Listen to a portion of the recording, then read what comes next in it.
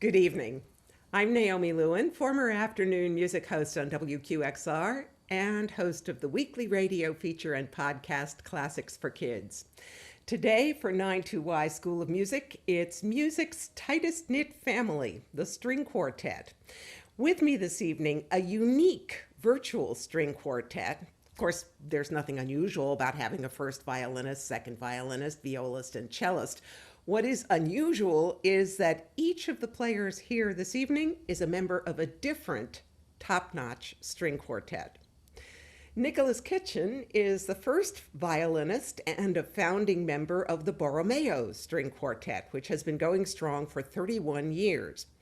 When they're not on the road, the Borromeo spends winters in Boston teaching at the New England Conservatory of Music and summers at the Taos School of Music in New Mexico and the Heifetz International Music Institute in Stanton, Virginia, among other places, because I met Nick and the rest of the Borromeo String Quartet 2 summers ago at the Tippett Rise Arts Center in Montana. Nick likes to spend time scrutinizing Beethoven manuscripts and transcribing solo keyboard pieces to be played by string quartet. Melissa White is the second violinist and a founding member of the Harlem Quartet, which gave its first performance in 2006 at Carnegie Hall. No pressure. 3 years later, they played at the Obama White House. No pressure there either, I'm sure. In addition to doing solo gigs with orchestras, Melissa had a solo turn last year on the soundtrack of a very scary movie, Jordan Peele's psychological thriller, Us. Maybe as an antidote, Melissa is a big proponent of yoga. She even started a program called Intermission that combines yoga, meditation, and music, and there's an app for that. Violist Jan Grüning is not a founding member of the Ariel String Quartet, which has been around for 2 decades. Jan grew up in Germany, but the quartet got its start in Israel, and they all now live in Cincinnati, where the Ariel has been faculty quartet in residence at the University of Cincinnati College Conservatory of Music since 2012. Festival residencies have included Ravinia, Yellow Barn, and Caramore. In May, Jan became the father of a second very young daughter. His wife is Amit Eventov, who is the cellist of the Ariel String Quartet, and we are definitely going to talk about how they handle all the logistics. Estelle Choi has been cellist of the Calidore String Quartet since it began 10 years ago in Los Angeles. For the past few years, the Calidore has been in residence with the Chamber Music Society of Lincoln Center.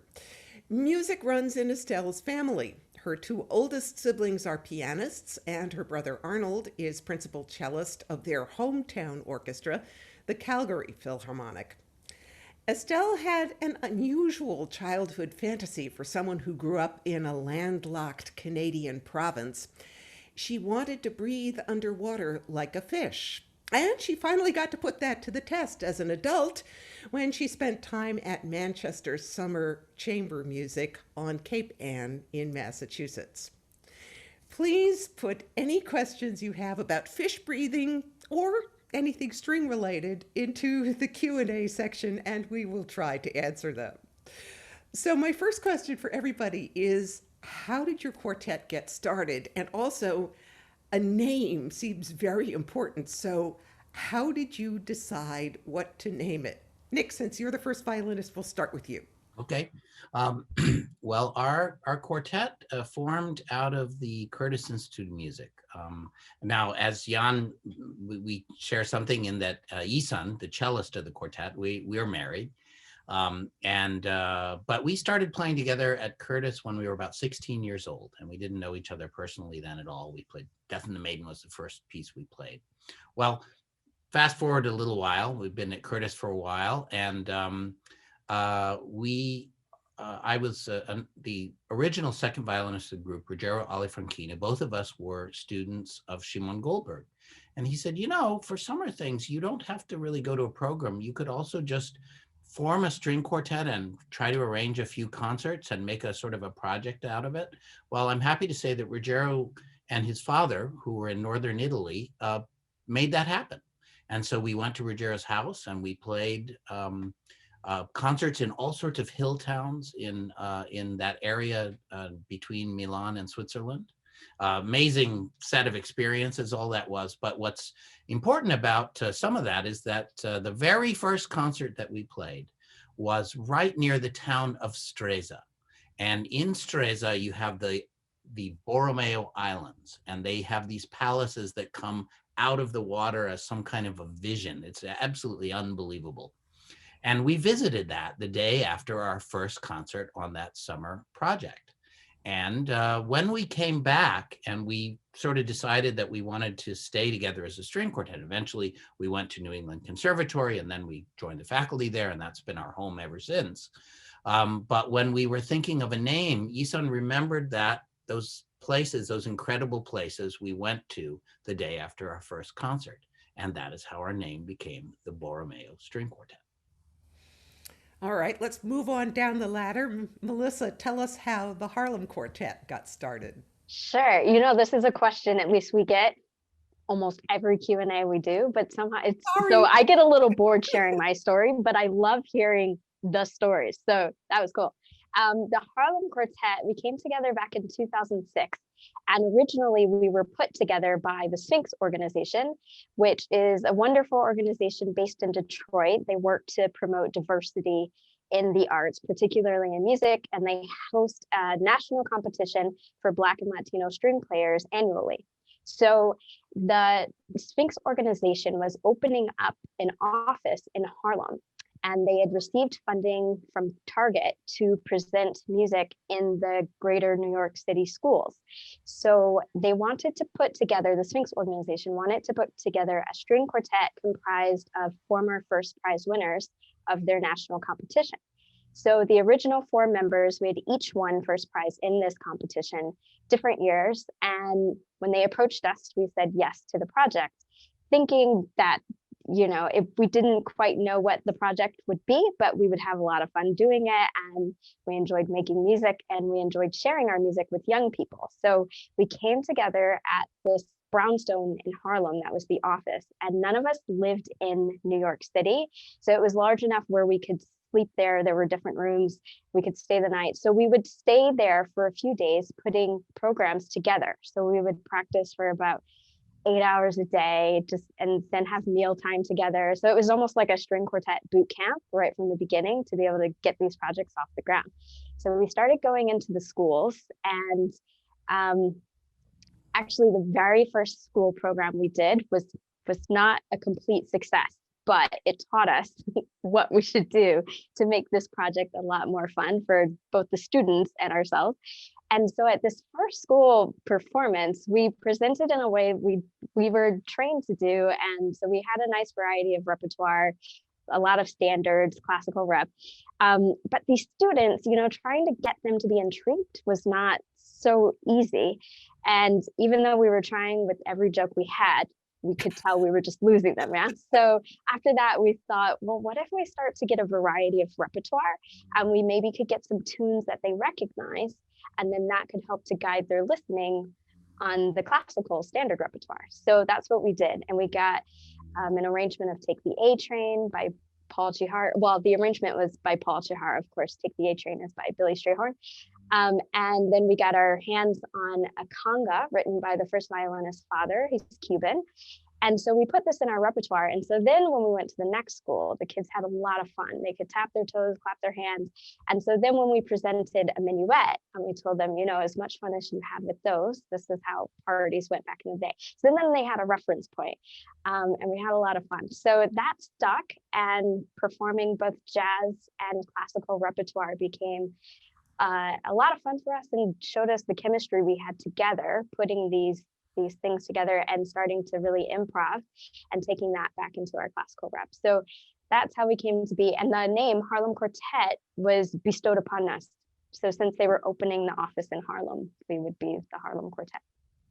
And you're still together. That's great. And we're still together. Okay, so Jan, you were not there at the beginning of the Ariel String Quartet, but I'm sure you know how. You must know the Genesis story very well. Yes, of course I do. Of course I do.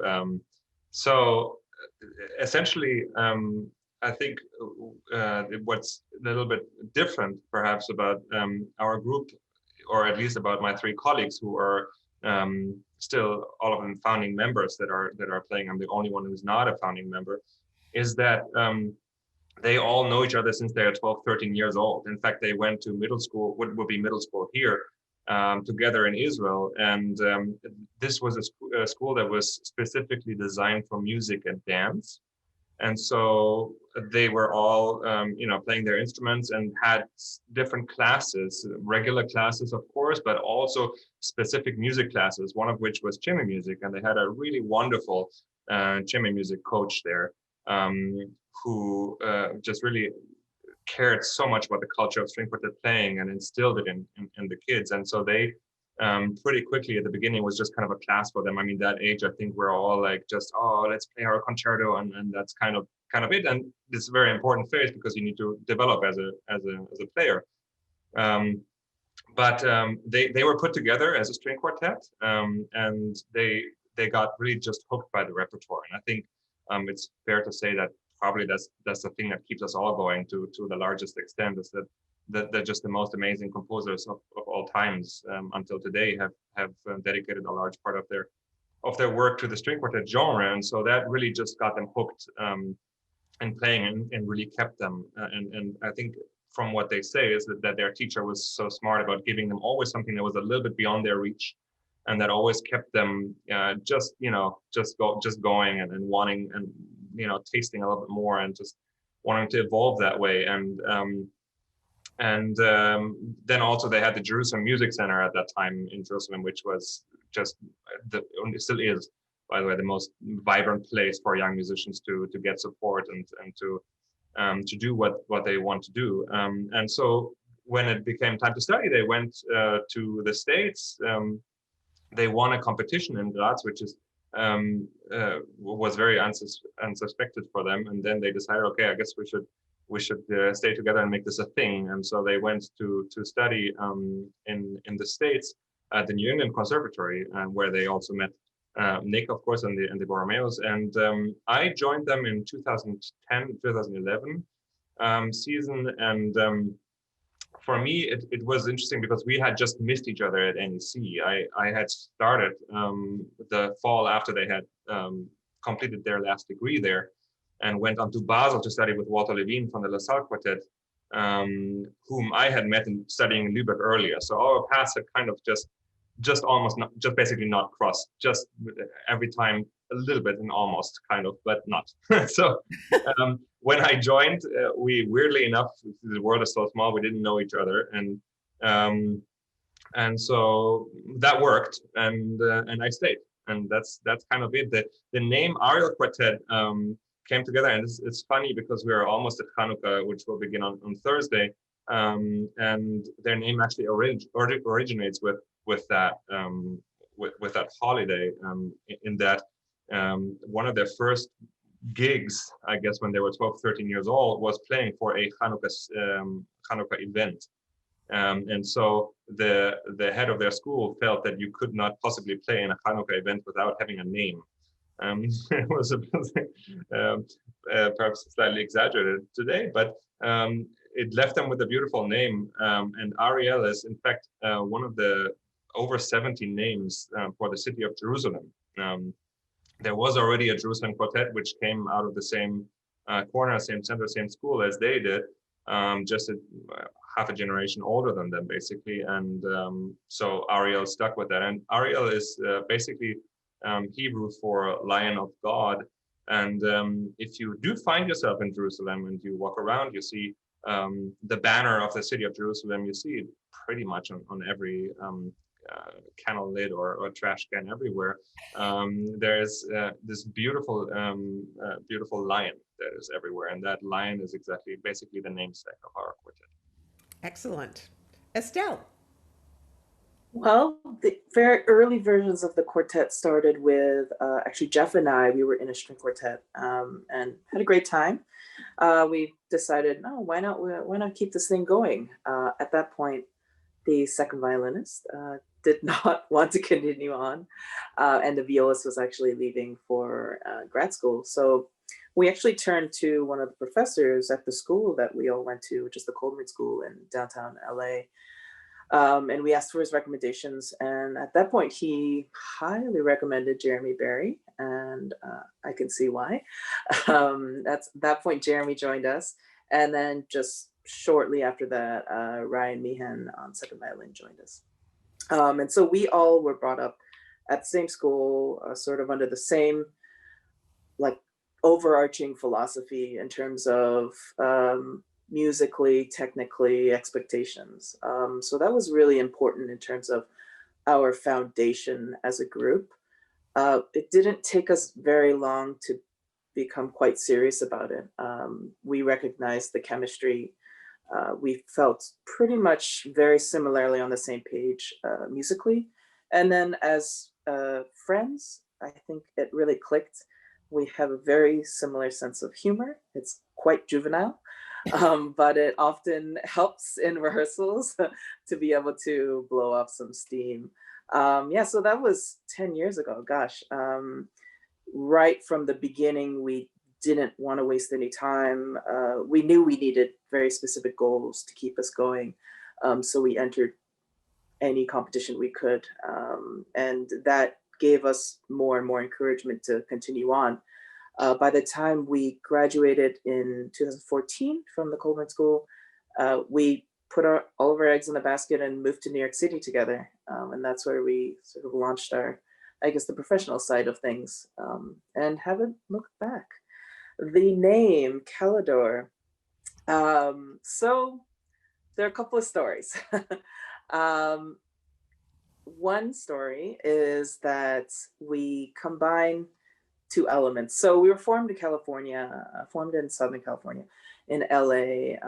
It's such a diverse city. And I think so much of our support base really prompted us to believe in ourselves. So Cali is in reverence to that. And then Dore, kind of pulling at straws here, but means golden in French. So Golden State, California. I think our name confuses a lot of people. They still think we live in California, but we've been in New York City for about 6 years, about almost the same amount of time that we were in LA. So it's strange to think that we've been on both coasts of the country. So there's one story. The other story is that it's really difficult to find a name. We were just scouring everything, this Greek god, this Latin word, this. Things were either taken or just didn't seem to work. I started looking through Keats' poems, and I came across Calidore, just a short poem titled Calidore, and it's about a knight, a chivalrous knight named Sir Calidore, who is fond of nature. It goes on and on and on. But anyway, we liked the ring of it, and so we've stuck with it. We haven't changed it since. Excellent. Well, speaking of ring, I think let's play some music. I had more questions to ask you before this, but I think we should hear some music. So we are going to start with the Harlem Quartet playing the opening of Beethoven's Opus 135. Melissa, is there anything you want to tell us about this? Not much. I'll just say that this is a performance we gave at the Royal College of Music over in London, where we've been in residence for the last 3 years.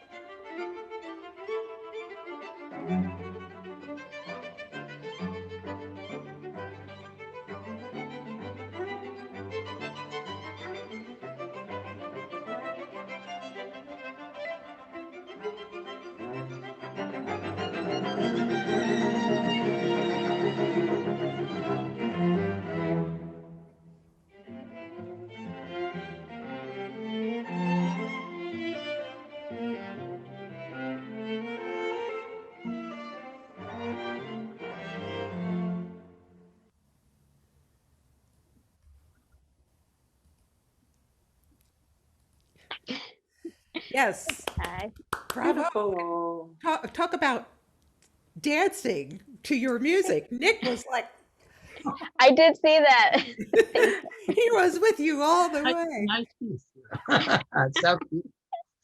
Uh, so, and I'm really sorry I had to cut you off in mid, but you know, Beethoven, he didn't come up for air much. In fact, since I sent you when I sent you the clip, I gave you a marker where I thought maybe it could end. So I was surprised. You had me on the edge of my seat waiting to see which cadence. Well, now I want to ask something.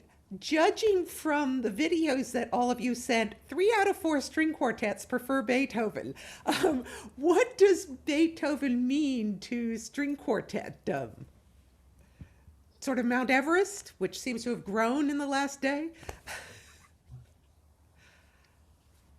In a way, Anybody? I mean, I think that that Beethoven, just like, of course, the string quartet canon of Mozart and Haydn, but um, part of the reason why we, I think, are all spending a lot of time with it is not only the fact that he does have his 250th anniversary, which I think may be part of the reason why we all have Beethoven, but it's kind of it shapes you as a quartet in working and spending so much time with this music. You know, there are all these aspects you rediscover, you go back and you play these works again and again, and you grow with them. But really, it kind of shapes you as a quartet. It shapes your sound. It develops your sound. It teaches you so much about playing together, about your belief systems, if there are, or your beliefs in how to make music and how to communicate with each other musically. And I think in a way that there are many reasons for this, but in a way that few other composers do, I feel like. Melissa, would you agree with that? I would agree. I think that's very well said. And I think in a way, Beethoven really takes you to the extreme, both musically, but then also as a performer, and going to that edge and meeting that edge and sometimes making it, sometimes wishing you had made it differently, then allows you to take that into all of the other repertoire. Other thoughts? Well, I mean, I'll just jump in that I can't think of any other person who is in history, really, who has been able to set a more ambitious goal than Beethoven and succeed with it so spectacularly.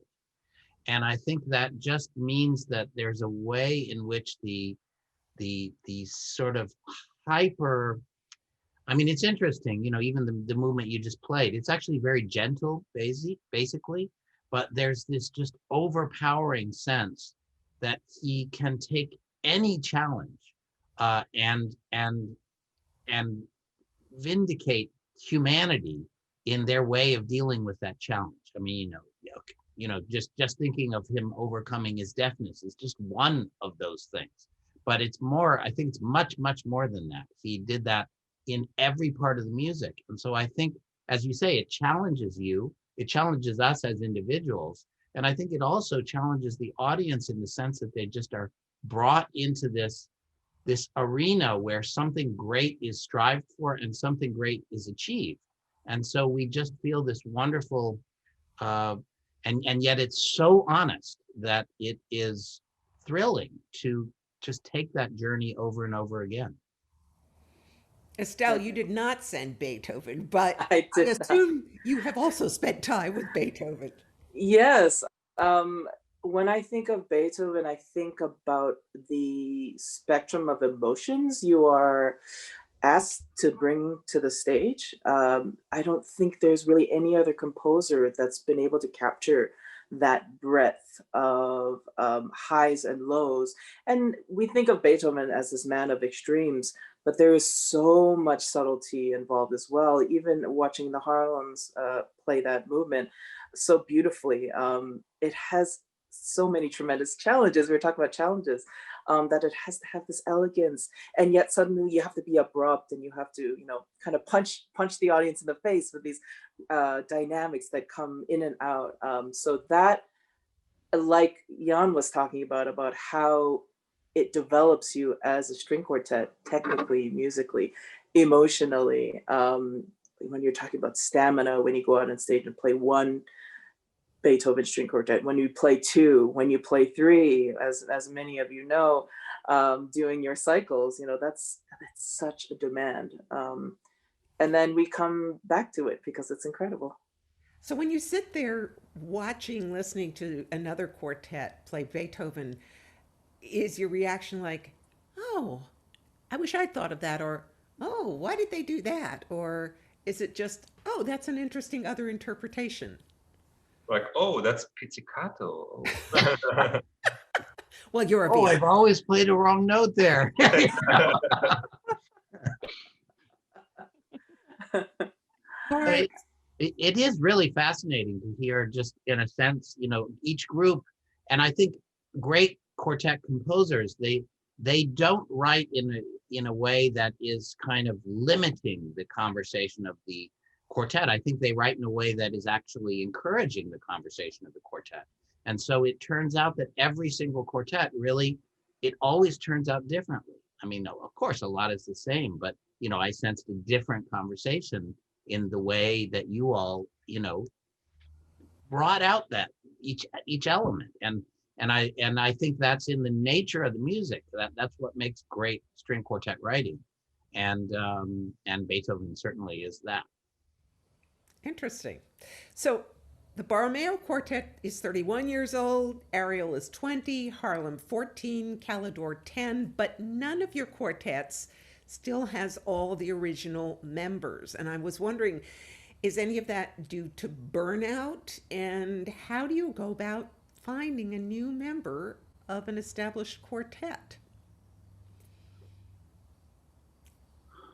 Should have Estelle, asked other people in my quartet. right. Estelle, you want to take that one first? Oh, well, I guess I suppose we had a member change very early on, probably within the first few months of the quartet. So I would consider my quartet as having the four founding members. Yeah. All right. Nick? Well, our quartet, it's it's funny feeling. I mean, you because I think really when you say that 31 years, and it's kind of remarkable to stop and realize that's actually what's happened.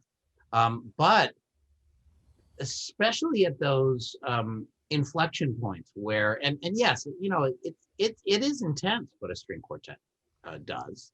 And I think people reach a moment when it's just clear that, they need a new direction. And they do something different, and they find it different. And then that's natural. But I do find it, I would have to say, when we really did, of course, you're searching for that kind of resonance where you feel like something exciting is going to happen when you enter that conversation with the players that you're working with. But I do feel like when we had those changes, it feels as if everything started new at that moment again. And I actually feel, I kind of love that fact, because I feel like, in a sense, I've sort of had 4 string quartets, and they've all had a different personality and a different life and a different, of course, Isan and I have been doing it since the very beginning, and that's a great privilege too. But I think both of us would probably say that there's also a way, even with the same 4 people, I think there's something very healthy about the feeling that you're constantly reinventing yourself, that it is not a static thing where you say, well, that's how we play it. You say, no, actually, that didn't make any sense at all. Let's just throw the whole thing out and do it all over again. And that is actually, I love the fact that happens. And I feel like we've done a lot of that. And I, again, it's a lot of work, but it's wonderful work. It's amazing. Melissa? Yes, I completely agree. It does feel like you have a new start when you have a new member join. And I also think that's healthy, because to have someone come into such a tight-knit group and feel like they're always the outsider or like the visitor or trying to fill someone else's shoes, that creates just a balance that sort of stays off. So I think it's nice to feel like this is a new us and everyone has equal say from here on out. We've gone through a few personnel changes, and They've been for different reasons. We've had members who have not been US citizens and they wanted to go back home to whatever home country they were from. And then someone else who just wanted to take a different path, musically speaking. But something we've always strived for in our quartet is sort of like in a relationship or a marriage, for people to maintain a sense of self and an identity as a musician that's very true for them and can even be separate from the quartet, just because we all want to be growing. And of course, it's important to be growing together as a quartet, but to bring your best self and best performance as a player, I think takes that practice. And so when we've had people in the past who have, decided to go another way, although it's hard, it also feels nice to really wholeheartedly want them to feel successful and to be true with their journey. So that's been really nice. One thing I will say is that for a string quartet, it's the most bizarre experience to find someone new, because unlike another job where you post the opening and you send out the exact description of this job and exactly what you're looking for, in a way but in a way maybe you don't know, but also there's this veil of hushness, right? And so you sort of just work your networks and you see if anyone's looking for a string quartet life or might be interested, if they'd want to play. So the auditions kept quiet. So going about it in that way makes it a little bit stressful. And in fact, the other violinist in my group always says, he's the Cuban, he's like, I don't understand it. Who says it must be secret? Let's just get rid of the secret. Everyone knows. And sometimes it gets to be so hard. I'm like, you're right. Let's just, come on, Facebook can help us. But luckily, we've had successful journeys throughout our changes. So, Jan, you're the one who joined an established quartet. What was it like joining a quartet where they'd known each other practically forever? Well, yeah, I mean, and in their case, like I mentioned earlier, when I talked about them getting together, they, when you start spending so much time together when you're 12, 13 years old, it's like a whole different phase of their lives that basically my predecessor was part of, and that I just didn't know. So I think what was interesting, first of all, like by the time that I tried out with them, I think they had tried a good amount of people and weren't really happy so far. And so I think one of the things that kind of helped us to connect as people first, because this music and playing music together is such a big it's like the thing. You don't know, and once you start playing three notes, more or less, do you want to continue or not, at least right now. And so that's such a huge amount of pressure, I think, to face that. For the time that we met for the first time, when I traveled there to meet them, I had arrived so late at night that the first thing we did is they made dinner and we just hung out and played games until like 2 a.m.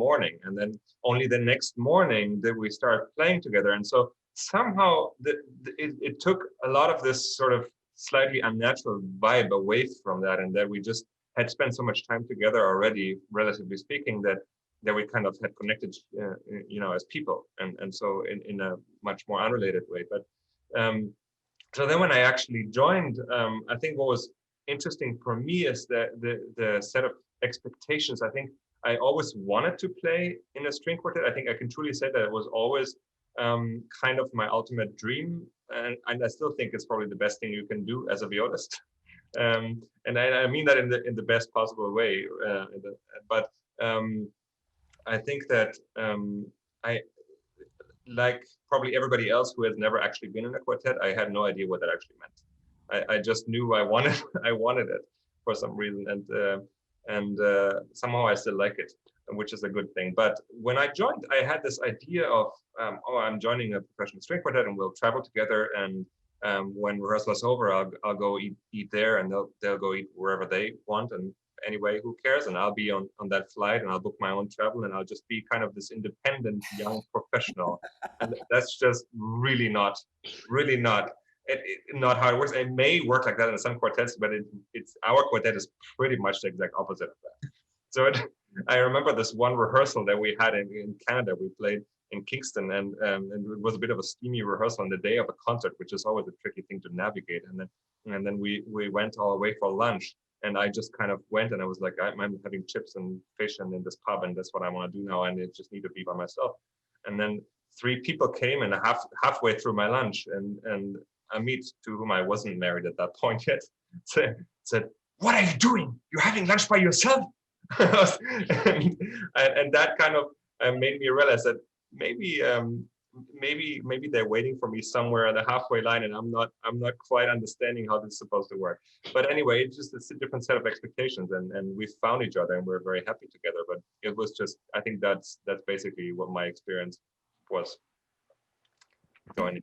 How long does it take? I think Jan, somebody said you know after three chords or 3 notes whether it's going to work or Well, not. Depends how much into the gray zone you dive, but you know pretty soon Right, but whether or not you want to continue, I think. yeah, no, but how long does it take after making a change to achieve a unity of sound?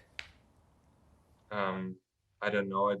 Maybe everybody has a different experience. For us, I think it took a very long time to get to a place where we really felt, because you have to, in a way, these 3 people, they knew each other so well, and they knew how to play together in a way, but I was different, and I wanted different things, and so we had to, like Nick said, he feels like he had many quartets, and that's kind of the challenge. And it's also a wonderful thing that you have to, in a way, shape a new quartet. Yeah, you can skip some stages because you already know a lot of what you have to do in order to get there, but at the end of the day, you still have to shape a new quartet.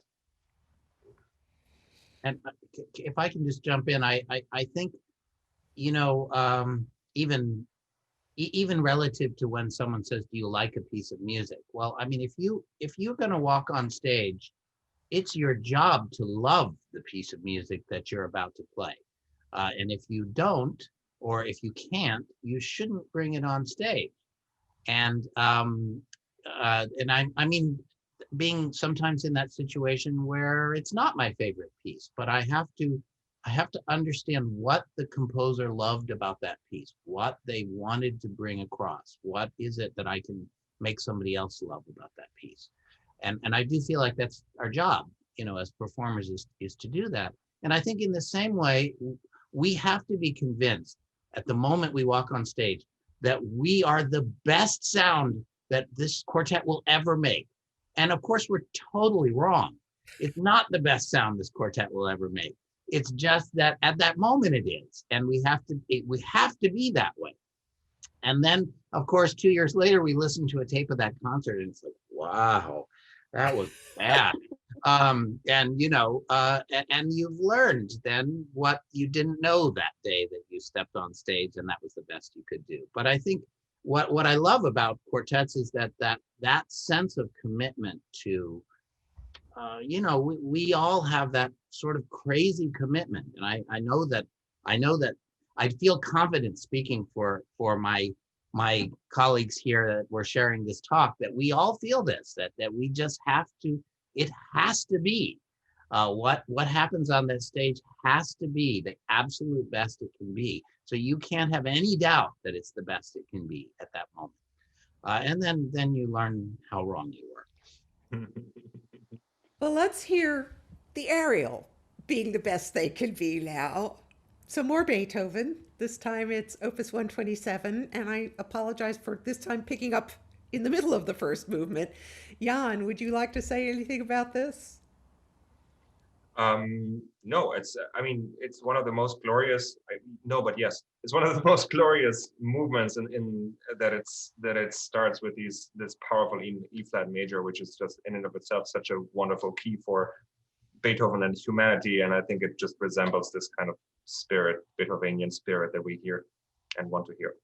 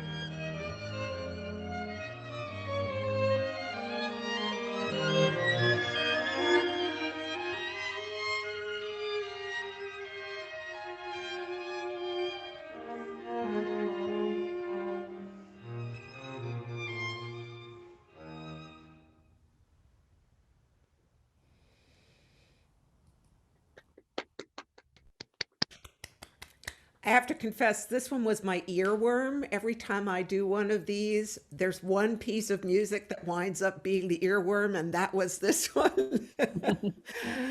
um, I noticed that the aerial violinists trade playing first and second.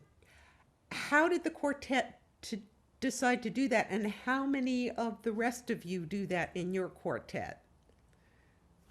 Um, Jan? yeah, so I'll just answer the first part real quick.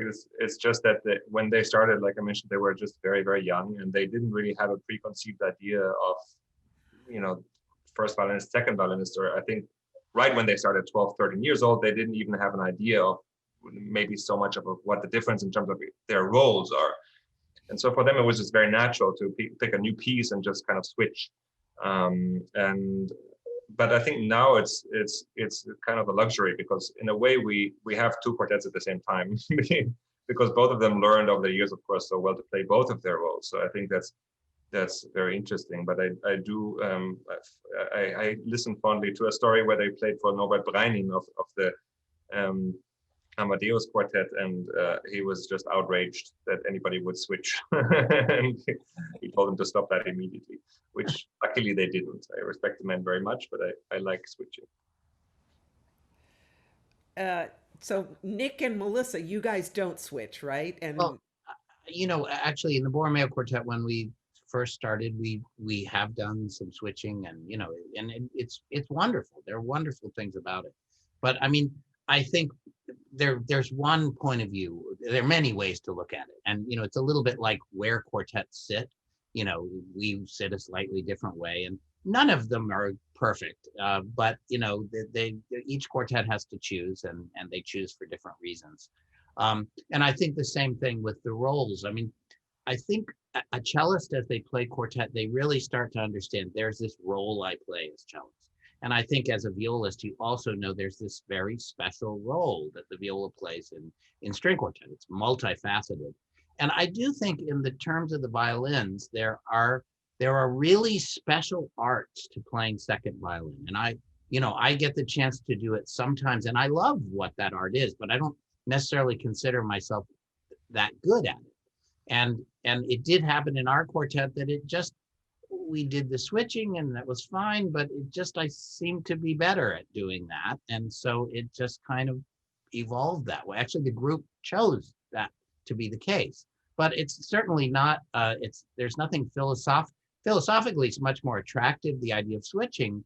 But I do think the real art of playing second violin is a very particular art. And I think to really hone it as if it were, as if there were truly 4 different instruments. So there was no question about who played what. Then you would just understand, like you do, that the art of viola playing in quartet, that there's the art of first violin playing, and there's the art of second violin playing.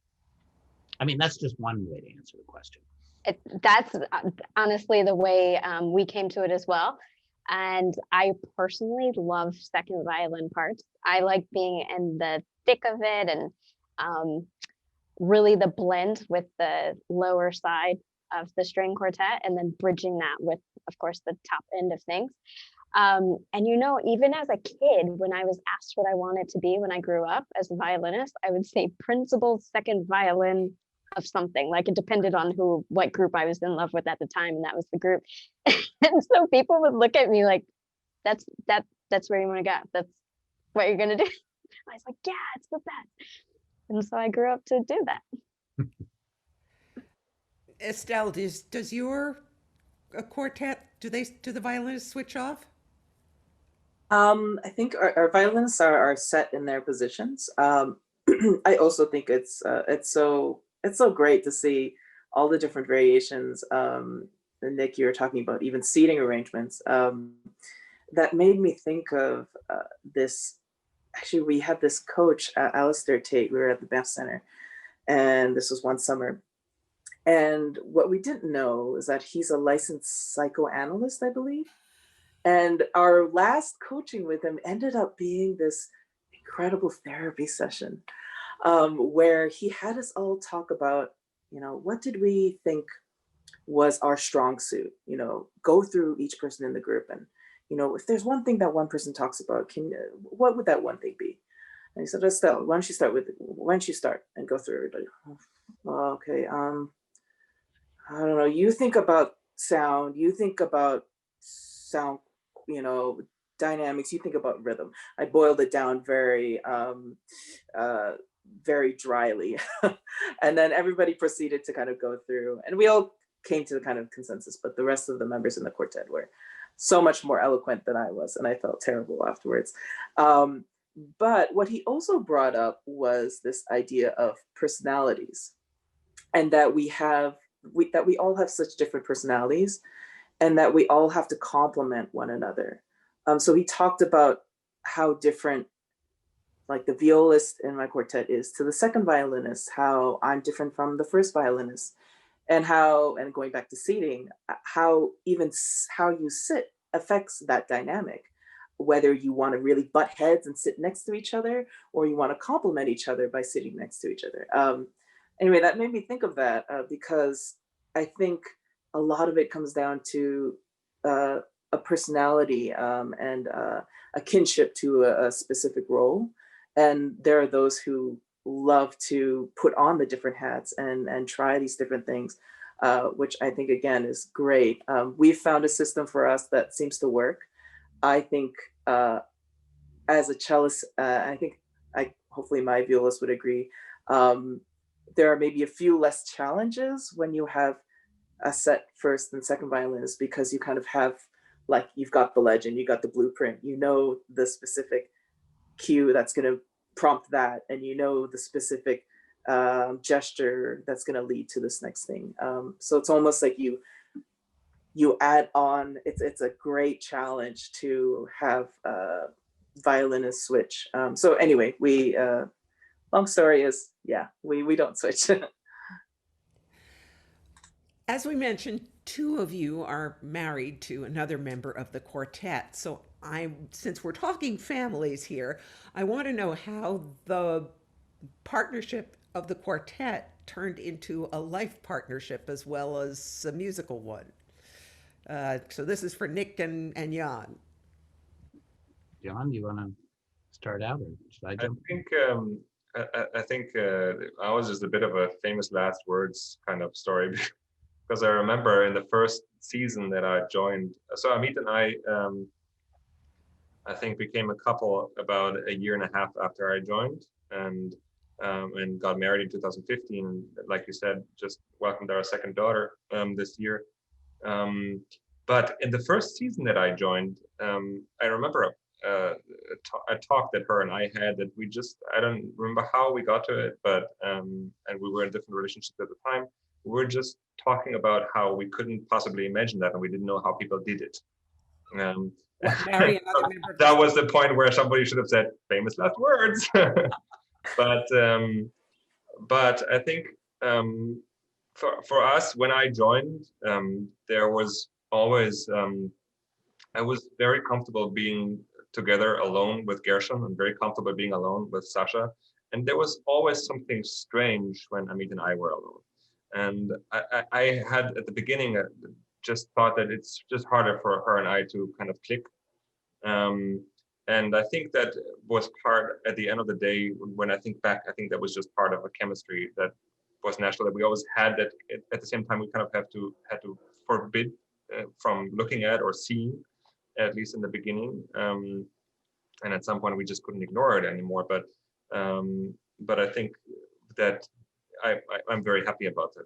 I think now I can't imagine any other way. And I think it's just, I feel very blessed because I'm on the road and I have my whole family with me. And it's kind of a little bit like from other string quartets, seeing other string quartets and knowing our travel schedule. Usually you are so much away from home and spend so much time with your professional family, your musical family, that it's hard to see your real family. And I get to spend every day and every night with them. So that's really wonderful. Yeah, and yeah, I can so understand what you're saying there, Jan. It is that I actually so much respect when people are able to balance balance, some of them I see balance it really beautifully, having that challenge of being on the road and then having their family and trying to make it all fit together in such a way that they don't feel too frustrated with that sense of being separated by two things that they love. But and I do feel in my case, in Yisun's case, we feel that we are just so lucky to have. I mean, it's incredibly lucky Were to. you seeing each other before the quartet started, or did this Well, evolve? no, as I mentioned at the beginning, actually, Yisun and I were both arrived at Curtis when we were 16 years old. And so whatever, and we were put in a group together, and so a little bit like Jan says, we didn't know each other then at all, and we started playing together, and we kept getting kind of assigned to groups, or we kept ending up playing in groups together, and pretty soon we started to sort of connect, just as friends, and then sooner or later we sort of found that we liked each other a lot, and we got together, and that was before the Borromeo Quartet existed. But in the funny sense, I mentioned about the feeling of the different generations of the quartet. Well, maybe during those years, we were going through a lot of generations of a lot of things. We were really sharing the discovery of chamber music through all of our experiences at conservatory. And we were doing that, in parallel with each other. And I think that was actually a pretty amazing process. And yeah, then of course we formed this quartet as a summer project, as I mentioned, not really anticipating that it would stay together. And at that point, Yisun and I were together. We weren't married, but we were, together. And yeah, then all of a sudden the quartet sort of took on a life of its own. And we realized that we had sort of stumbled into a life of an extremely full life of string quartet performance and playing. This now seems like eons ago. It really was a while ago. Our quartet, we won Young Concert Artists, and that was a quartet hadn't won that for a little while. And they're amazing. Young Concert is just amazing. And all of a sudden we were playing really, more concerts than we could even count. It was just crazy. And when you kind of share that intense an experience, that's a crazy, and to be honest, we're to the whole craziness of having two families, but first I want to play a little bit more music. Oh, absolutely, yeah, please. Yeah, because we've gone for a while without music, and there should be music. This is the un-Beethoven. Estelle, would you like to say something about your un-Beethoven selection, which is Shostakovich? Yeah, so this is a selection from Shostakovich 9, his ninth string quartet, and we recently released an album that includes the entire work along with Schumann No. 3, a work by Caroline Shaw. And this particular music is not Beethoven, but it highlights Shostakovich's writing in his way, his kind of underlying way of getting a message across without being obvious and without alerting the officials. It's incredible what these composers have to go through to just carry through with their art. And this is the kind of music I think we need to continue listening to, and realize that as much as we are going through a difficult time, there will be a way out of this. And Shostakovich found a way.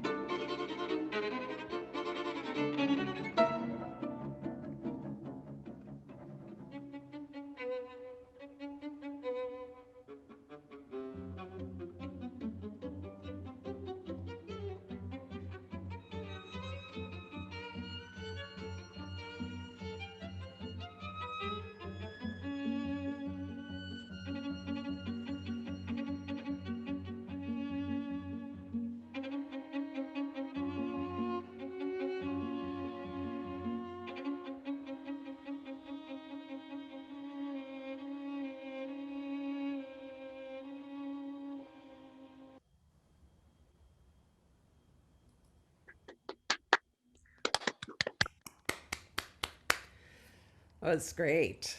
Really wonderful. And you mentioned, and this was recorded in September 2020, and it was a promo for your new Signum Records CD. Do you say Babel or Babel is the title? Babel, I guess. Yeah. Okay. Babel, yeah. Why Babel? Well, it's an exploration of language, I guess, where words fail. Each of the works on the CD have some relationship to communication, whether it's stifled communication or whether it's um, something that is hidden within the music. The particular piece that delves really much into that is the Caroline Shaw. The Three It's a essays. set of 3 essays, yes, and very much influenced on the sort of lilt and flow of how the spoken language is translated into music, and not just the spoken language. She addresses different means of communication, social media, how social media has changed our worlds. There's one particular movement called Echo, and that actually references the echo chamber that we can sometimes find ourselves in when we get sucked into this vortex when you're on whatever it is, Twitter, Facebook, where you find an opinion and then you find another opinion, someone else's opinion, which seems to really gel with yours. And then you keep spinning and you find this small group of people, and then you sort of lose track of the outside world. So that concept of hearing one perspective over and over and over, and eventually drowning out all other perspectives. And with the Schumann on that album, which is the Opus 41 number 3, it's a really wonderful love letter to his wife, Clara.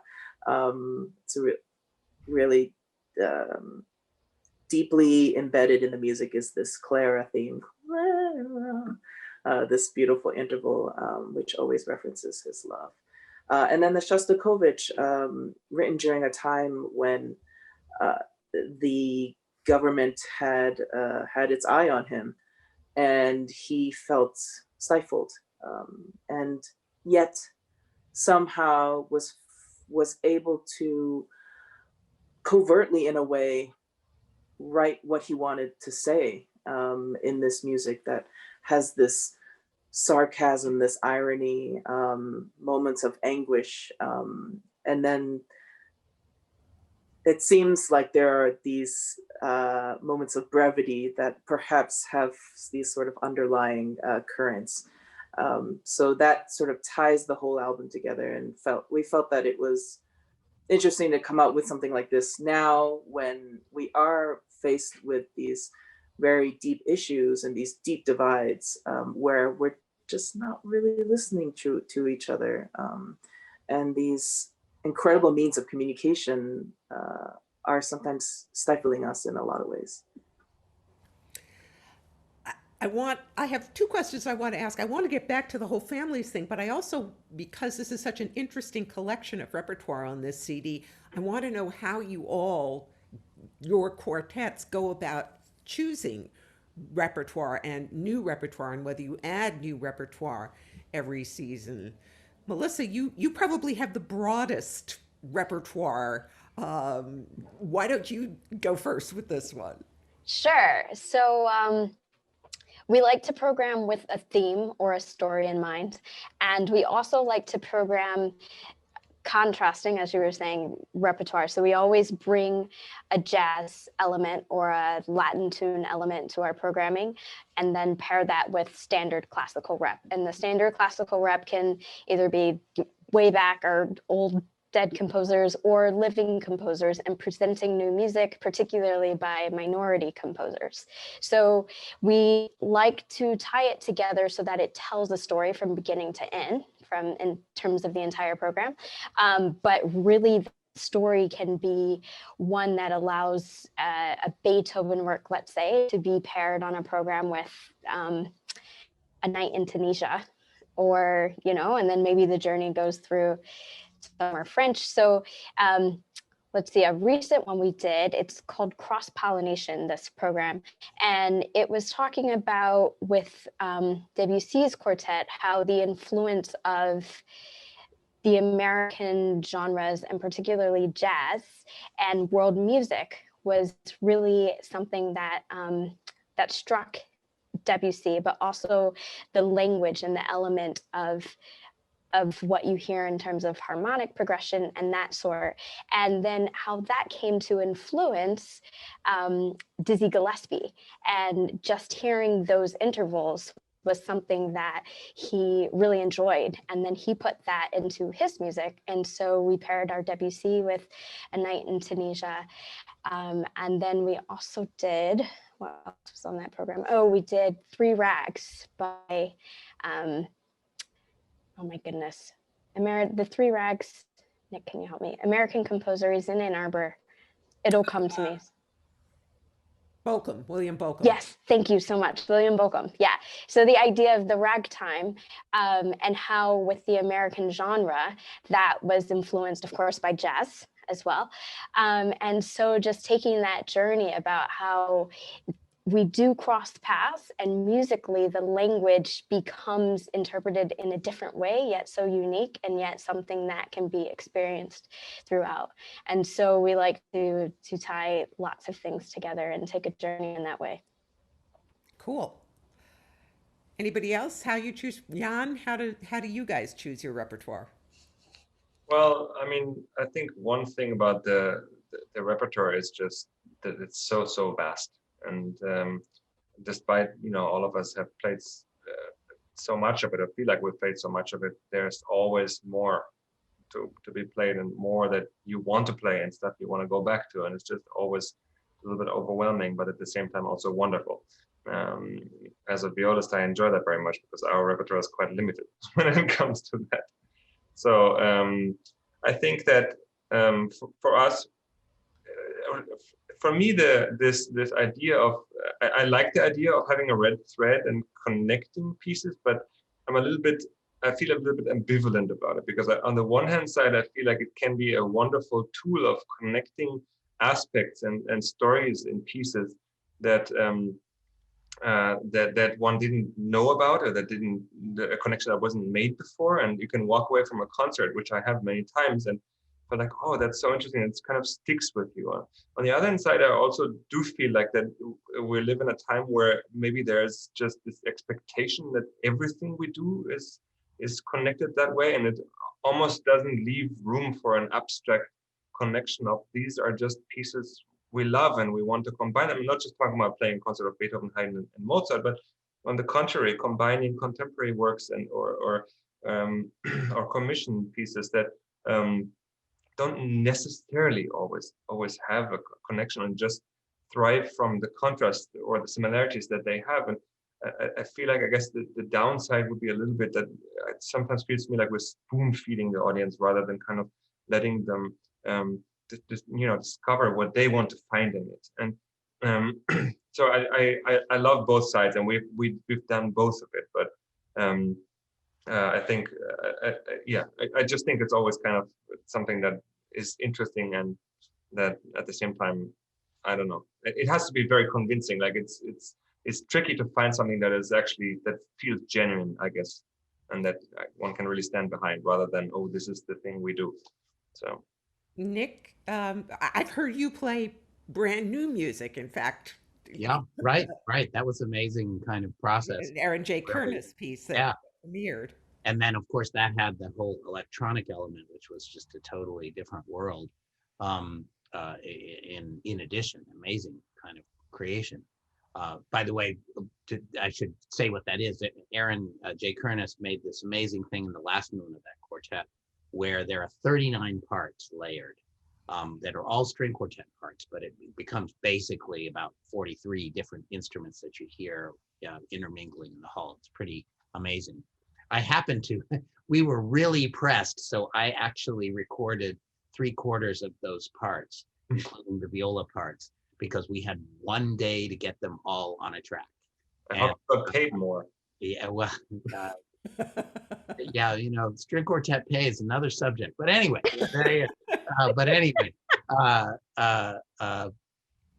what I was going to say, but about programming, I as you see, it's really hard. It's not hard for us to answer that question, but I think it's like there's a certain way that programs they each have their own life, and I think what's crucial is that they have a sincere enthusiasm behind them. That is what you're communicating, that your group is communicating in what they're doing.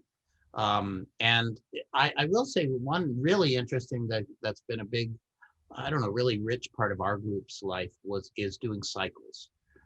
So we've done, the Beethoven cycle is one that people usually have an awareness of, and we've had the privilege of doing that, quite a few times, which has transformed us, every single one.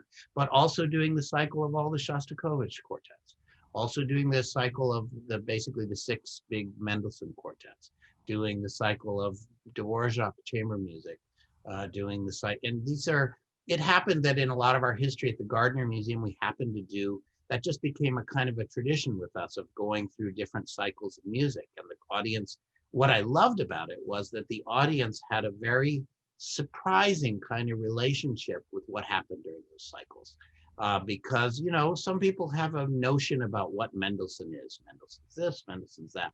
What was neat is that when you really get those 6 great quartets of Mendelssohn, you get enormous surprises.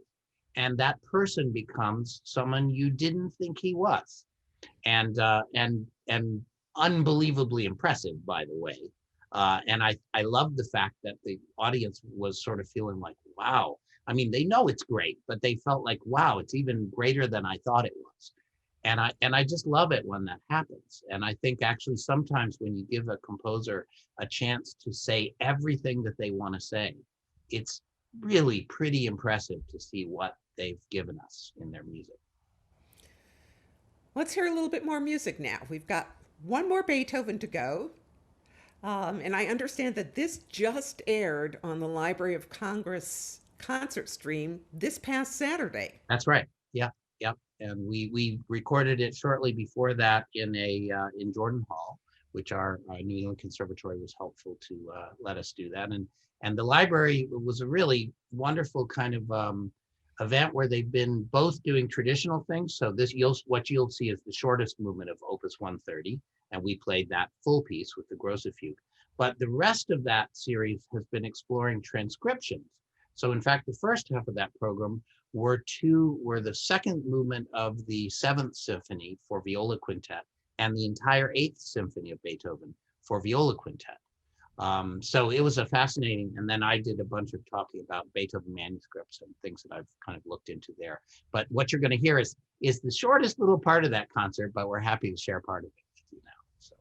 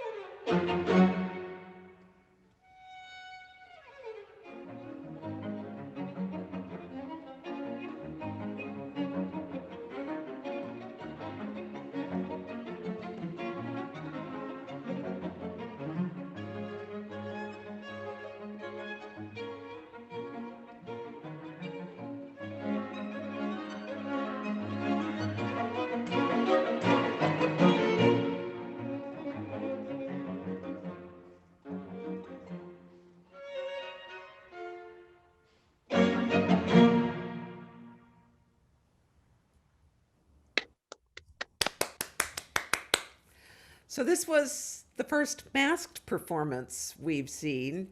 How have your performance schedules been going? What have you been doing performance-wise? How many of you had a chance to actually play with your quartets, which will lead us back into the lives of your quartets and how you manage all that? Well, I'll just, speaking about what you just saw, basically, actually that hall, Jordan Hall, we played a concert on March 8th. That was the opening of a Beethoven cycle at the New England Conservatory of Music. Wonderfully attended concert. So kind of a mixed blessing on March 8th, but so happy that all the people were there and seemed to enjoy it. That was the very last public event that happened in that hall, and it has been completely shut since then. And we sort of shut down for a little while. Within our group, there are a few vulnerabilities to the virus that are a little bit more severe, and that's why we're particularly conservative about using masks when we play, even though there are ways to establish a safe way of proceeding, but it's just safer for us to do that. And then over the summer, we realized that there were some things that were scheduled. We're going to give a presentation at Tanglewood, and they really wanted to keep doing it. And so we were sort of like, okay, let's figure out how we can do this. And so we kind of invented a way of rehearsing and a way of organizing our space that really respected those vulnerabilities and those dangers. And that's basically what we've been doing since July. And we've just kept that procedure going. And then in our case, a lot of the presenters we work with, including the Library of Congress, they basically, we got on the Zoom, of course, and started saying, what are we going to do? What do we want to do with this? And finally we figured, well, let's go, let's ask NEC to collaborate, and let's make a recording of the concert in Jordan Hall.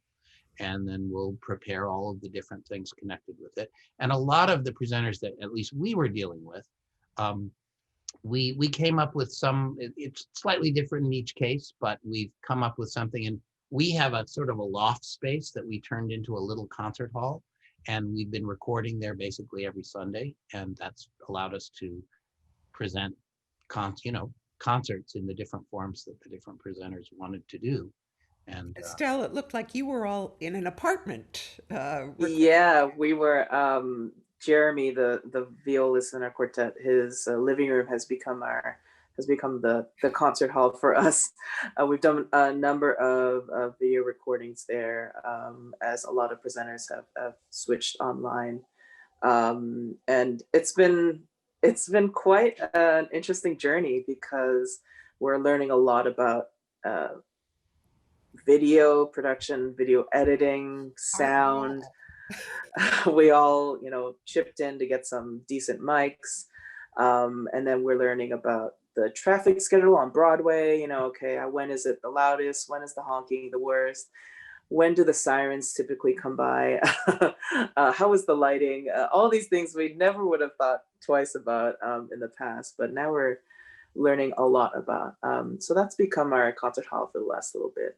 But we had taken about 4 months off when the pandemic hit and really did not rehearse at all. We finally came back at the beginning of July and played a few outdoor concerts, one with an audience, one without an audience indoors. And then, yeah, we've managed to keep somewhat busy. I mean, it's different, of course, but we're trying to use the time to just learn new rep. We're actually going to be recording the third Corngold String Quartet later this week, hopefully, if all goes well with the rehearsing. Melissa, Traffic. you If the don't, traffic works. yeah, you don't live in the same place, or you guys aren't in the same places now, right? Right. Yes. So two of the members are still in the New York area, and then I'm in Chicago, and our violist actually was born and raised in San Juan, so that's where he's been quarantining. So we took a big hiatus, and we've been doing virtual work with some residencies. That's been really nice. We did come back together in the fall, and so once we got back together, we had like some nice rehearsal workshopping days, and that actually felt really wonderful, because when you're on the road so much, it feels like you're just producing, and you have to have something ready, and you get it ready, and then you do it, and it goes so fast. But to come back and be able to, we had things we needed to prepare, but we had time to sort of just play and then really try things for fun. Why? There's no rush. So let's let it sit and marinate. So it felt really nice. I agree. One of the most difficult things has been now becoming our own recording engineer and post-production person, and, lighting, visuals, all the things. So in string quartet, admin life of string quartet, which is a whole nother conversation also, we divide up tasks and jobs, so everyone has their little thing they do. And now we've added so now we've got our mic person. So yeah, we're just learning and trying to adapt like everyone else. I want to know about the life of string quartets, the admin life, and like as I said, and the whole premise of this evening's conversation is you guys have two different families. You have for some of you, they interlock, but for some of you they don't. But the string quartet is its own family with its own family dynamics. I want to know, how hard is it to maintain a musical family and a family? Jan, We have. why don't you start? Because you've got kids, and I know the first kid went on the road with you. Are you planning to take both kids on the road with you? Well, oh yeah, yeah. I mean, we were planning on doing that, and much like Nick said, our last performance happened here at Warner Hall and CCM on the 10th of March, and after that, nothing. 5 days later, we were shut down basically, and CCM has been incredibly supportive in that they let us use Warner. It's very easy to schedule and to set up because all of the student recitals are canceled. So we're able, and also just like everybody else, we started getting into recording equipment and doing all of that. And we've done a lot of concerts, mostly pre-recorded, but also some live streams. And it's just interesting, like everybody was saying, how much you learn that you didn't know before. I think regarding the families, yeah, we had planned on getting everybody on the road and getting everybody going. We had scheduled a concert. No, I'm not talking about pandemic life here. I'm talking about normal life. Well, yeah, I mean, normal life, we're supposed to play in the middle of May in the National Gallery, and then 3 weeks later, 4 weeks later. No. I'm talking about before the pandemic. Like, when the world is normal, what is your life like with regard to? Well, I know how my life was. I don't know how it should be right now. That's what I'm trying to say. But I can just tell you that it's a blessing that we have our kids, one in our room and one in the other. And we were planning on being on the road and in one room. So that, I don't know how that looks like. And I'm kind of glad I don't. but pre-pandemic life, it was just incredibly special because our first daughter, Ori, she kind of became totally part of it, and it's almost like she grew into this family. Sasha and Gershon are more than uncle and aunt to her. They're family just as much, and traveling everywhere with her, getting up in the middle of the night, catching a flight, making sure all of that, building up the travel bed at God knows what hour, and doing it half in your sleep. There are so many challenges that come with that, and sometimes it's incredibly hard, and mostly it's incredibly rewarding, because I think it's so much more fun to travel with a child. To be in an airport stuck for 3 hours before that, you have Facebook and that's great, but talking about an echo chamber, and then you have a toddler that's running around that just wants to run up and down stairs and meet people. And I think, we're also very lucky because traveling with Ori was pretty easy. That was one of them. Traveling with Ori was pretty easy, and she always loved to meet people. And she I'm saying love because now that's not possible, but she ran to everybody and hugged everybody and made friends with people at the airport. And so it was just a lot of fun and a lot more entertaining than before, I think. But you not only had a baby, you had a viola and a cello in your family to mind. Yes.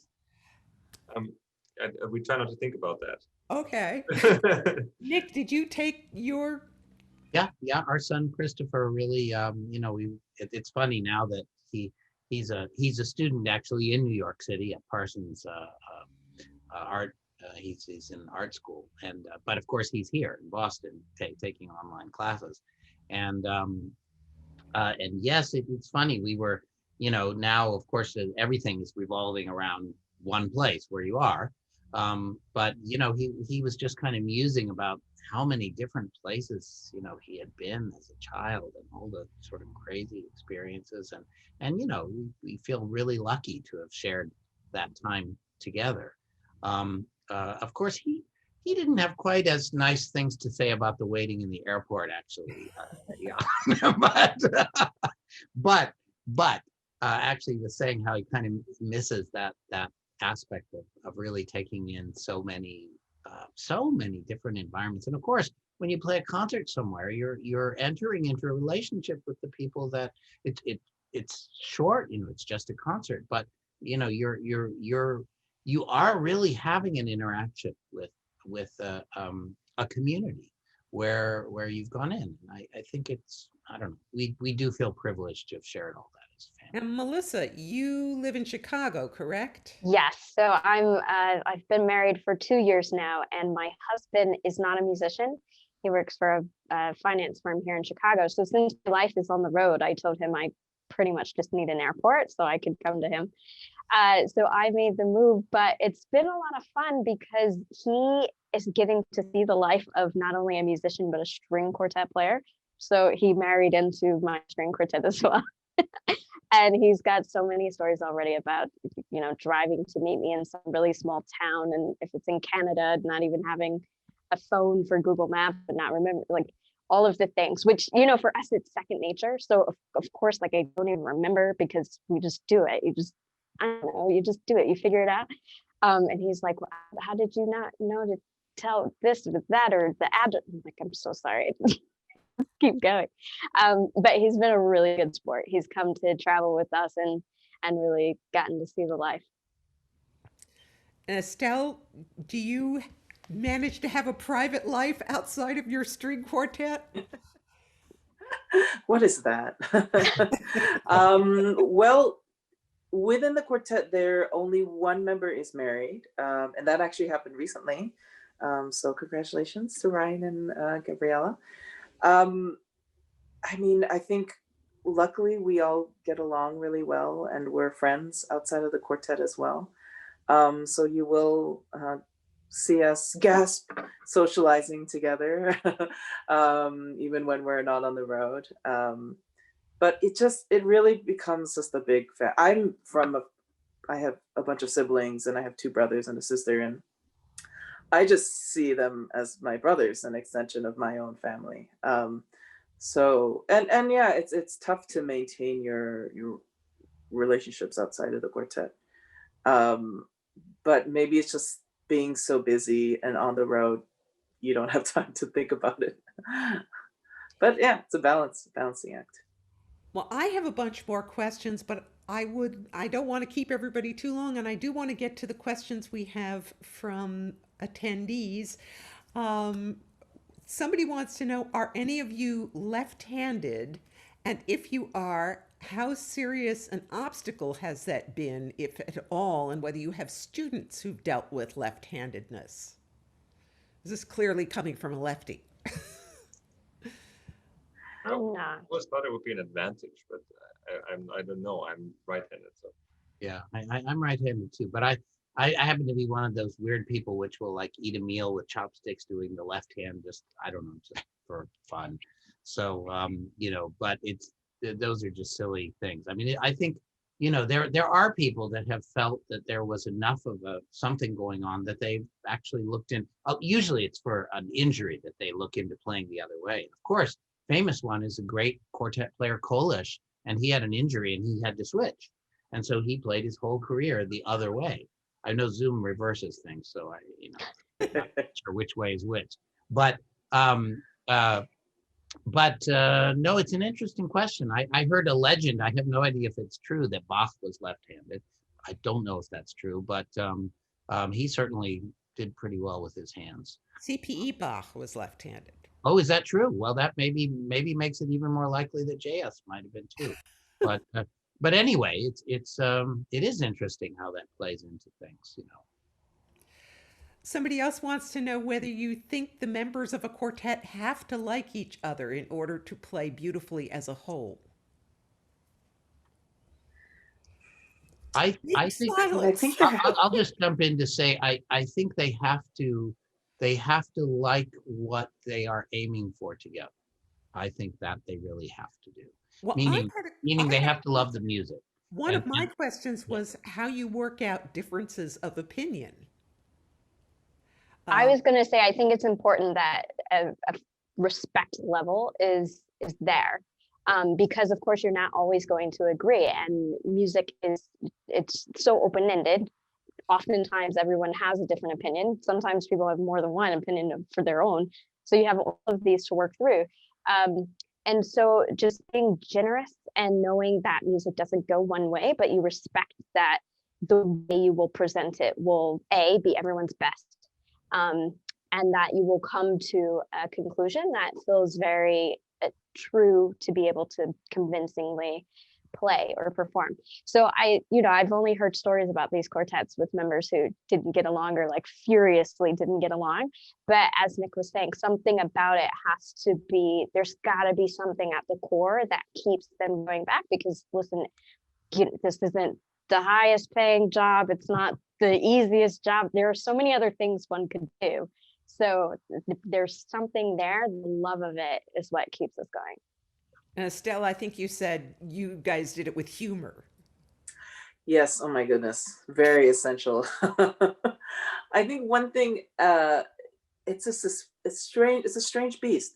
You have to be incredibly opinionated. And that comes from all the research you do beforehand, before you show up to rehearsals. You have a very clear vision of how you want it to be. And then on the other hand, you have to be able to drop all of that and pretend that it's totally fine, that you're not going to do your vision. So you have to have both of these things going on at the same time. And you also have to be able to let things go. You know, if 3 people are not agreeing with the way that you want to play a phrase, you gotta let it go. And in our group, we rely on the humor to let those moments of tension kind of dissipate and help us realize that, you know, we still have fun, and yeah, you're not always going to get your way, but ultimately it's for the greater good. I think whatever you come up with together will be stronger for it. And like Melissa was saying, respect, it's just like at the core of it all. Because without that, that's tough. Respecting that everybody has a different opinion. So I personally have learned to, at first, goodness gracious, and I'm still very sensitive about it. But now I feel myself get worked up about something and then realize, okay, give me 10 minutes, I'll be cool. It'll be fine. We're going to be laughing about this in like 7 minutes, so it's going to be fine. David wants to know all right, and I'm going to give you only get to answer 3 names. What literature that you haven't yet performed would you like to explore? Your top 3. Composers that we haven't played anything of, or pieces of composers that The question is, what literature that you haven't yet performed would you like to explore?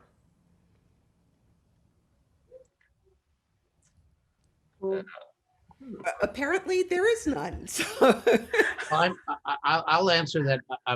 It's funny. Our quartet, as a couple of us have mentioned, the peculiar situation we're all in, I think, does open the door to us learning music that we might not have had time to learn in another setting. And I know, like we're going to probably learn the Szymanowski quartets. I'm really interested in looking into the Inesco quartets. The other element, I know that in the Harlem Quartet, of course, this is part of your life, but I do feel like in general, it is too bad that improvisation has kind of left the world of classical music, because it is what classical music was. If you talk about J.S. Bach, you're talking about the greatest improviser who ever walked the face of the earth. And I don't think I'm exaggerating when I say that. And it's funny that that's not part of our world anymore. And I wish it was. It's not, true. I can't do it, but you can. That's the thing, you can. Well, but we always remind, when we present to students, we always remind them that it's true. Even in classical music, it originated from improvisation, and it's really just this fun. This is what made it to the page. But sometimes when the composer played it, they didn't necessarily do what was on the page. And so really remembering that composers liked it having life, and they liked people bringing their life and their ideas to it. So keeping it fresh. If I can just throw in a funny story about Bartók. We think of Bartók as very organized, but apparently one of the funniest anecdotes I heard was he's playing with his wife, the arrangement for the two pianos, and it's with Fritz Reiner. It's a huge, important concert. And apparently Bartók just started improvising on the stage of Carnegie Hall. And apparently Reiner gave him a look that practically sliced him in two. And he came and apologized to Reiner. I won't do that again. But I was just thinking to myself, now, just what does that tell you? That Bartók was on Carnegie Hall stage at the most pressure you can possibly imagine, and he improvised right there on the stage. And that's Bartók. And then he apologized for it. So, I don't want to keep you forever, but I do want to wind up with one last thing talking about food. Although, if you have any great travel stories, particularly travel stories with cellos, I would also like to hear those. And I know that all cellists have travel stories, but I do want to mention that the Ariel Quartet has an online performance baking event coming up on Sunday afternoon, which will include recipes for halva swirl challah and Salzburger Nockeln. And oh my God, those ones nearly did me in when I had them. And a bake-off between Lebkuchen and Sufganiot, which are Hanukkah donuts. Now, That's cool. I am a Lebkuchen proponent because I bake them every single year. I have never made Sufganiot in my life. Um, We need to talk recipes because it's not as easy as I thought it was. Lebkuchen, I have a great recipe. That's good. I need to try I it. will be happy to share it with you. And the aerial event will be at ourconcerts.live/Hanukkah. And I got to tell you how you're going to need to spell Hanukkah this time because there are a million spellings of Hanukkah. It is Hanukka. I usually spell it with a C on the front. Anyway, but several of you are cooks. And is this something you do on the road as well as at home? I think that cooking has developed into a passion for me, and I know that I share this passion with so many musicians. We're all about music and food, basically. But it's developed into something really, really like just an outlet, and developed into all kinds of corners, into coffee and espresso and everything. I'm trying to. It's become a real rabbit hole for me, but. And Amit is a wonderful baker and a wonderful chef too, but we just enjoy getting that stuff together. And so in the holiday season, as you mentioned, everybody bakes their stuff. And so it kind of felt a natural thing that we'll play Beethoven 18-2 and also Schulhoff's first quartet. And so that's why there's a babka in there. And I won't actually do Salzburger Nockel, and I'm sorry to let you down with that, but I will do a Viennese Apfelstrudel. That's way better. Good. Way but it's been really fun for us to bake this stuff and record it and kind of make these little recipe videos, because that's what it's going to be. And apparently there are people set to go shopping and make this stuff while the thing is going on, so that'll be really fun. Now, Estelle, I understand you are also a cook. I enjoy cooking. It's really hard to do when you're on the road. When I would, pre-pandemic, when I'd come back home for a day and a half, I would cook, which would be silly because then I'd leave random things in the refrigerator for 2 weeks, and everything would spoil. But since I've been home a lot, I've been doing a lot more of that. I also love baking. Some things I'm good at, some things I'm terrible at, but I love the sort of alchemy of it all, where you follow these steps and you take these very simple things and poof, you pull out of the oven and it's something else, either Just pleasant like or unpleasant. Exactly. Like yeah. Precisely. Yeah. And it's always the best version of what it's going to be at that moment. I think that's probably the best possible place to leave this with you guys quoting each other. I want to thank you so much for all your time this evening. Nicholas Kitchen of the Borromeo String Quartet, Melissa White of the Harlem Quartet, Jan Grüning of the Ariel String Quartet, and Estelle Choi of the Calidore String Quartet. And also thank you to everyone who joined us and for your questions. My next session for 9to Y School of Music will be a peek behind the scenes at the wonderful world of organists. The guests will be Paul Jacobs, David Hurd, Rachel Laurin from Canada, and Greg Zellick. That is coming up on January 11th, and you can register on the 92Y website, where you can also make a donation to support all the programming from 92Y.